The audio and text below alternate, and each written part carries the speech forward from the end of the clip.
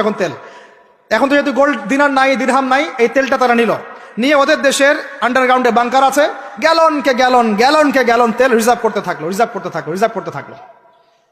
এমন ভাবে রিজার্ভ করতে থাকলো যে বিগত আগামী 30 বছর যদি বিশ্বে কোনো তেল নাও থাকে, ওরা চলতে পারবে, প্লেন উড়াইতে পারবে। ওদের মিলস বন্ধ হবে না, ফ্যাক্টরি বন্ধ হবে না, ওদের ইন্টারনেট সেকশন বন্ধ হবে না, বিদ্যুৎ বন্ধ হবে না, ওদের কোনো কিছুই বন্ধ হবে না, কোনো প্রযুক্তি বন্ধ হবে না। এত তেল তারা এখন রিজার্ভ করলো কি দিয়ে? ওর দেশে ছাপানো বিনামূল্যের ডলার দিয়ে। এবং সেই ডলারটা আমরা নিয়ে আমরা মাশাআল্লাহ অট্টালিকা নির্মাণ করলাম, আর মনে করলাম যে মাশাআল্লাহ আমি তো খুব ধনী হয়ে গেলাম, সমৃদ্ধি অর্জন করলাম। আদতে এখানে পশ্চিমাদের সবই লাভ। আমরা বলি না জালাও তাই কদু, সরি, আমরা বলি আম গেল সালাও গেল, তাই না? এখানে আমও তাদের, সালাও তাদের।